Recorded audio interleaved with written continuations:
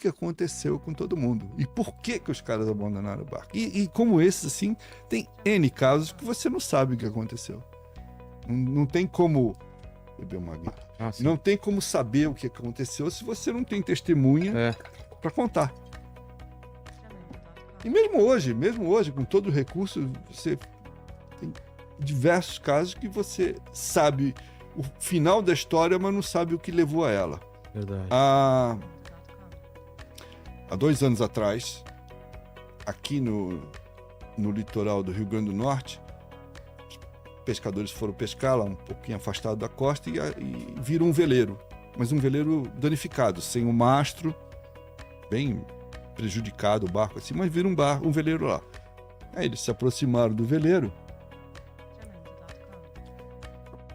e um deles chamaram, ninguém apareceu. Um deles resolveu entrou na cabine, saiu apavorado, se jogou no mar, assustado, mas que tinha um cara morto lá dentro. Tinha um cadáver dentro da cabine, já em estado avançado de decomposição. O barco também estava completamente detonado, não tinha mastro, estava o guarda-mancebo, que é a proteção lateral, danificada, não tinha motor, quer dizer, tinha motor, mas não funcionava. E aí eles avisaram a Marinha, rebocaram o barco para Natal. E aí a polícia foi lá, fez uma investigação, mas foi fácil de deduzir porque tinha documento da pessoa lá. Era um italiano, tá? Tinha o nome dele, tinha tudo.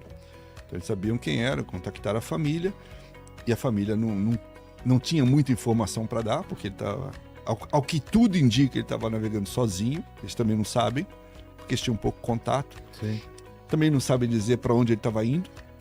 Sabia que ele estava vindo da África do Sul, mas não sabia exatamente se ele vinha para o Brasil, se ele ia para a Europa. Pelo estado que ele foi encontrado, os legistas estimaram que ele estava no mar há uns 2 ou 3 meses já. E a causa da morte, esse é o lado mais triste, foi inanição e desidratação. Quer dizer, o cara morreu de fome e de sede. Por quê? Porque um veleiro depende do vento para se movimentar, basicamente. E ele só consegue isso através do mastro. Quando você perde o mastro, você perde a capacidade de você se movimentar. Claro, você pode improvisar uma vela lá e ir se arrastando, né? Mas o que possivelmente aconteceu, porque nunca vai se saber, é que ele, por alguma razão, perdeu o mastro caiu. Ele deve ter usado o motor enquanto tinha combustível, chegou uma hora que acabou o combustível e foi acabando o recurso, acabou o alimento. Se não choveu, ele não tinha água para beber, né? E ele morreu de inanição e desidratação. Isso aconteceu há 2 anos atrás. Aliás, o barco está em Natal até hoje, parado na frente do Yacht Club, porque como foi alvo de uma investigação policial, o barco teve que ficar aqui retido, mas passou o prazo e a família também não requereu o barco de volta, até porque o barco está meio imprestável, e o barco está lá parado. É o morbidamente chamado de barco fantasma, né? Porque é um barco que chegou com um fantasma lá dentro, um cadáver lá dentro, né? E aconteceu agora. Então, assim, mesmo em época de satélite, GPS, o escambau, uma pessoa fica meses sumida no mar e ninguém acha. Esse aí veio parar aqui. Possivelmente ele deve ter tido um acidente na costa da África e a correnteza foi trazendo ele, trazendo. Vira e mexe, infelizmente, aparecem canoas com cadáveres dentro. Apareceu em Fortaleza, apareceu no Pará ano passado, ou foi esse ano, acho que no Pará. No Fortaleza foi ano passado, o Pará foi esse ano. Canoas com cadáveres, são basicamente africanos tentando fugir de lá, eles saem da África, tentam chegar nas Ilhas Canárias para entrar na Espanha, né? E eles embarcam numa corrente que sai de lá e vem bater na costa brasileira. Então, se eles errarem a mão e não conseguirem chegar nas Ilhas Canárias, o vento vai trazendo, o mar vai trazendo e eles atravessam o oceano inteiro à deriva. E aí não sobrevive, né? Porque não tem recurso, né? Então, esses barcos fantasmas assim, né? Tem um caso ainda mais bizarro que aconteceu com um alemão, que ele estava navegando sozinho com um veleiro, um velejador, e ele morreu de um ataque cardíaco. Não foi nada, foi nem na cabine, teve um mal súbito, morreu. E por uma combinação absurda de fatores, o corpo dele se automumificou. Não decompôs, manteve o corpo, ele se mumificou. Combinação de temperatura, umidade dentro da cabine, etc. O barco ficou à deriva meses com ele lá dentro. Quando ele foi encontrado nas Filipinas, que acharam o barco, entraram lá, tem foto dele. Corpo perfeito, assim. Perfeito. Automumificação dentro do barco. Condições ideais. Deixa eu ver se eu posso te ajudar aí. Manfred, talvez? Não me recordo o nome dele. Mas assim, é uma imagem impressionante, porque é uma múmia dentro do veleiro. Morta já há tempos atrás, mantida ali dentro. Que coisa. É o mar. Tem essas coisas. Manfred Fritz Bajorá. É isso, exatamente. Você tem a imagem dele aí? Mostra aí. Tá. E manda mais uma pergunta aí, Tuti. Olha, o Eliseu perguntou aqui qual a verdade sobre o cemitério do Atlântico Norte. Ah, tá. Tem alguns cemitérios do Atlântico. Aliás, virou moda chamar de cemitério do Atlântico, né? Todo lugar onde tem muito naufrágio, eles batizam de cemitério do Atlântico. Mas, basicamente, é um lugar onde acontecem muitos naufrágios por uma combinação de fatores, de vento, correntes marítimas. E um dos mais famosos, que deve ser esse que ele está falando... Esse aí, ó. Esse é o Manfred. Nossa, que assustador, cara. É assustador, não é? Então, olha o cabelo, mano. Pois é.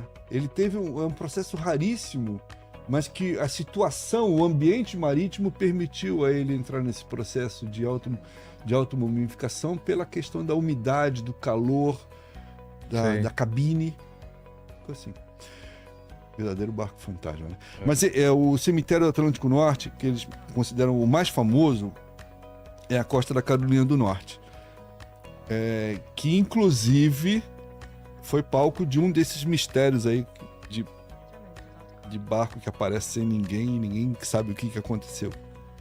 Mas na costa da Carolina do Norte tem uma série de naufrágios, é uma região muito complicada de corrente, de navegação, de vento, e os naufrágios se sucedem, então vira o cemitério do Atlântico Norte. Tem um outro cemitério que eles consideram também, que é uma ilha que tem afastada da costa leste do Canadá, que é Sable Island, Ilha da Areia, né? Que ali é uma ilha flat, né? Baixa. Então, dependendo das condições de mar, você não vê a ilha. Você vem navegando no passado, né? Hoje em dia não. No passado o cara vinha navegando e não via a ilha, pá, tropeçava na ilha e afundava ali. Muita gente morreu ali, muita gente morreu. Inclusive essa Sable Island, ela é habitada por cavalos selvagens, manadas de cavalos selvagens que na verdade foram descendentes de animais que sobreviveram ao naufrágio ali. O cavalo escapou e aí ficou por lá e hoje a ilha é tomada de cavalos selvagens, virou um parque nacional. E nessa Sable Island, este ano, apareceu um veleiro sem ninguém a bordo, que tinha partido dos Estados Unidos para ir para os Açores, para atravessar o Atlântico. Era um casal de certo, já idoso, e eles desapareceram. Chegou só o barco. Também não sabe exatamente o que aconteceu. Só foi encontrado o barco estava bem, mas eles não estavam no barco. A família nunca teve explicação. A última comunicação deles é que estava tudo bem, que não tinha nenhum problema, e de repente eles sumiram, apareceu só o barco. E assim vão as histórias, né? Essa mesmo lá, desse outro barco famoso, que é um tipo Mary Celeste, assim, que aconteceu na Carolina, na costa da Carolina do Norte, né? Essa região que eles chamam de cemitério do Atlântico. Também o barco apareceu perfeito, não tinha nenhum problema, mas sem ninguém no barco. Tem uma teoria, esse barco vinha do Brasil, inclusive, era engraçado esse barco. Ele tinha feito uma viagem até o Rio de Janeiro, estava voltando do Rio de Janeiro, passou por Barbados, fez uma parada em Barbados, a tripulação desceu, mas na tripulação tinha um cara que era um cara bem problemático lá, que ele era um segundo oficial, um braço direito do comandante, que era um cara que vinha insuflando os marinheiros a fazer um motim naquela época, tomar um navio, né? E esse cara, quando eles pararam em Barbados na volta, naquela época tinha lei seca nos Estados Unidos. E esse cara, já que ele estava em Barbados, ele resolveu embarcar um monte de rum para vender nos Estados Unidos, no mercado negro, né? E parece que isso teria sido o estopim para uma confusão, não se sabe, porque não apareceu ninguém, só apareceu o barco, e o bote também não estava. Então, a mesma conclusão. A tripulação, em algum momento, abandonou o barco no bote, e o bote sumiu, porque é um mar muito complicado naquela região. Só que a teoria é que isso só aconteceu envolvendo esse cara e os marinheiros comparsas dele, porque ele teria matado o comandante antes disso. Porque o comandante teria descoberto que ele estava fazendo contrabando de bebida, e ele teria matado o comandante e em seguida fugido com os caras, mas morreram todos. Então só apareceu o barco, virou outro enigma lá da região, super famoso, inclusive. Fala, Tuti. Aqui foi. Tem mais alguma história pra fechar aí, Jorge? Que altas histórias aí. Deixa eu me lembrar aqui. Né? Tô vendo pelo... Aliás, lembrando que esse livro, então, aqui, o lançamento é hoje, né? A galera já encontra? Sim, começa a vender hoje. Tá vendendo sobretudo no site, que é o próprio nome, www.historiasdomar.com, tá? Logo chega nas livrarias, mas hoje, por enquanto, é só no site. Cara, tem uma história intrigante também, que é relativamente recente. 2000 e... se não me engano, 2010, 2011, por aí, um capitão jovem norueguês chamado Androy, o sobrenome dele é Androy. Ele juntou 4 ou 5 amigos, todos jovens assim, e resolveu... Ele tinha um veleiro, chamava-se Berserk. Berserk parece que era não sei falar a língua, mas parece que era um nome dos antigos vikings lá, como eles se chamavam. E ele juntou uma tripulaçãozinha de jovens que nem ele para ir para a Antártica. Ele queria gravar um documentário na Antártica, que ele queria vender para uma televisão norueguesa. Então ele planejou que ele iria navegar até uma certa baía na Antártica, né? Mais ou menos na região da Nova Zelândia para baixo, assim, que ele pararia ali, ele desembarcaria 2 quadriciclos que ele levava no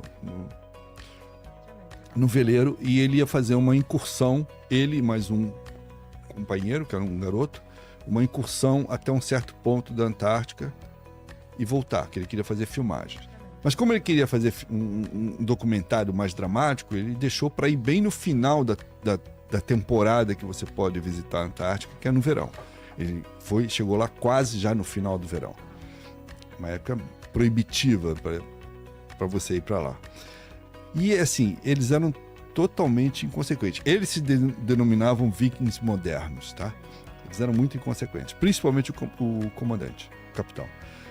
Então, por exemplo, para você ir para a Antártica, você tem que seguir uma série de formalidades legais, inclusive pagar um seguro. Você é obrigado a pagar um seguro, que se você tiver um problema, o resgate é muito caro. E ele não fez seguro, não fez nada, simplesmente foi. E ele entrou numa baía que ficava relativamente próxima a uma base científica americana que tem lá, relativamente próxima, na mesma baía. Logo em seguida chegou uma fragata da Marinha da Nova Zelândia que abastecia regularmente a estação lá. E quando a fragata chegou e viu aquele veleiro ancorado na baía, e viu que veleiro que era, entrou em contato com a base, e a base falou: olha, esse barco não poderia estar aí, esse barco não tem autorização para estar na Antártica. E aí passam as teorias, porque não se sabe exatamente o que aconteceu. Mas uma equipe saiu da fragata e foi até o veleiro, tá? E chegou lá para conversar com eles e dizer: olha, vocês não podem estar aqui, né? Só que quando chegou no veleiro, o comandante e um companheiro, um garoto, na verdade 17 anos de idade, já tinham saído para fazer a tal expedição com os quadriciclos. Então eles não estavam no barco. Ficaram 3 caras no barco, e vieram os oficiais da Marinha e falaram: olha, vocês não podem ficar aqui. E eles disseram: não, mas a gente está aqui porque o comandante foi, não sei o que, papapá. Não se sabe exatamente o teor da conversa. Esses caras voltaram para a fragata e o comandante da fragata reportou o caso lá para a base, dizendo: o veleiro está aqui. E nisso, a previsão do tempo começou a piorar muito e ia entrar uma tempestade muito violenta em toda a região. Já início do final da temporada, quer dizer, já início do inverno na Antártica, que é muito sério, é uma tempestade muito forte. Bom, resumindo a história, horas depois, naquele mesmo dia, no final da tarde, o veleiro levantou âncora e saiu da baía. A baía era um lugar relativamente abrigado, que é uma baía, né, protegida um pouquinho, não muito, mas protegida. E lá fora não, lá fora é mar aberto, totalmente vulnerável, principalmente para um veleiro pequeno, um veleiro de 40 pés, um veleiro de 10 metros de comprimento, vai. E eles saíram, levantaram e foram embora, sem dar nenhuma explicação de por que estavam saindo, para onde estavam indo e por que estavam saindo da baía. Simplesmente foram. Tempos depois, perdeu-se contato com o veleiro. Aí acionaram a própria fragata para ir tentar encontrá-los no mar. Tava ruim. Tem um vídeo na internet que mostra essa fragata, ela chama-se Wellington, se não me engano, a fragata. Tem um vídeo que mostra como estava o mar naquele dia, em uma das operações que ela fez de busca para o veleiro. Nunca foi encontrado o veleiro, tá? O veleiro nunca foi encontrado, nunca. O que foi encontrado dele foi uma balsa